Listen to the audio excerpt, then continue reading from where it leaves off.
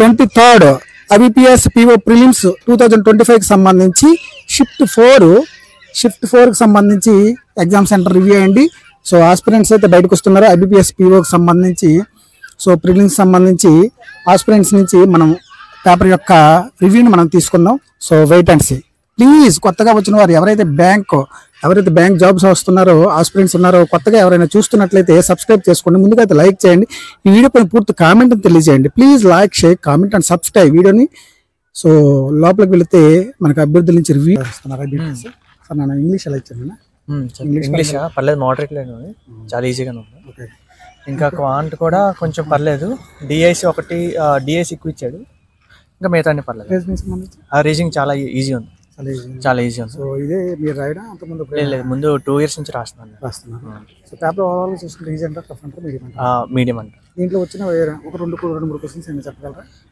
2-3 questions అంటే sitting puzzle ఇవన్నీ ఇచ్చాడు, నార్మల్ అవన్నీ. తర్వాత క్వశ్చన్స్ అయితే ఎక్కువ దేని నుంచి ఇచ్చాడు,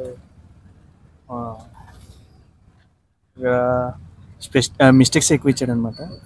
వాటి గురించి ఎక్కువ ఇచ్చాడు. ఎలా ఉంటాయి క్వశ్చన్ ప్యాటర్న్? మ్యాచింగ్స్ లేకపోతే స్టేట్మెంట్స్ అవేం లేవలేదు. జంబ్లింగ్ ఇచ్చాడు, జంబ్లింగ్ వర్డ్స్ ఇచ్చాడు. తర్వాత ఇంకా ఐడెంటిఫికేషన్ మిస్టేక్స్, పాసేజ్ ఇచ్చాడు. లెంతీగా ఉంటాయి లేకపోతే మ్యాథ్స్ పరంగా? లేదు, మ్యాథ్స్ అయితే లేదు, లెంతీ ఏం లేవు, చాలా ఈజీగా ఉంది పేపర్ అయితే, పర్లేదు. డైరెక్ట్ క్వశ్చన్స్ ఇచ్చాడు.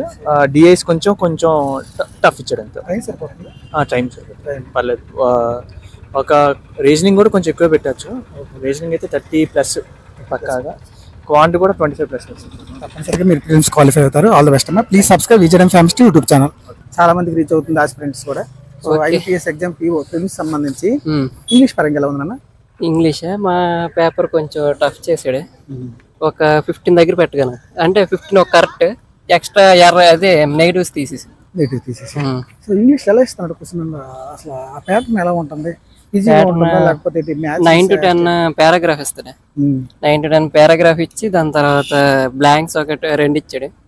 దాని తర్వాత ఒక ఇది పారా జంబ్లింగ్ ఒక 5. తర్వాత అలా ఇస్తున్నాడు. అంటే అయితే రాంగ్ నెంబర్ సిరీస్ అప్రాక్సిమేషన్స్ ఇచ్చాడు. అప్రాక్సిమేషన్స్ ఫాస్ట్ గానే అయిపోయింది. ఈ రాంగ్ నెంబర్ లో ఒకటి బాగా టఫ్ ఇచ్చాడు, మిగిలిన 4 వచ్చాయి. రీజనింగ్ క్లర్క్ లెవెల్ ఇచ్చాడు.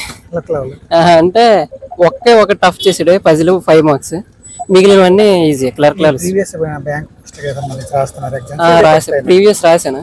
ప్రీవియస్ 0.56 తో PO సేమ్ PO ఈ PO ప్రిలిమ్స్ కాదు, టోటల్ ఇంటర్వ్యూతో కలిపి జాబే పోయింది.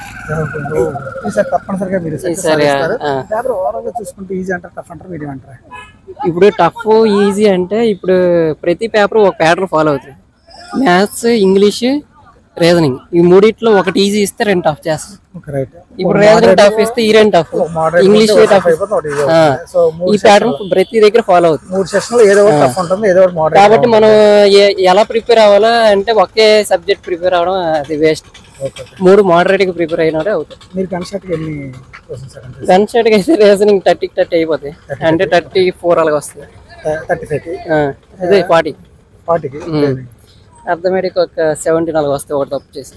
అది డౌట్. ఇంగ్లీష్ 15 చెప్పండి. 15. ప్లీజ్ సబ్స్క్రైబ్ విజయడం ఫ్యామిలీ యూట్యూబ్ ఛానల్.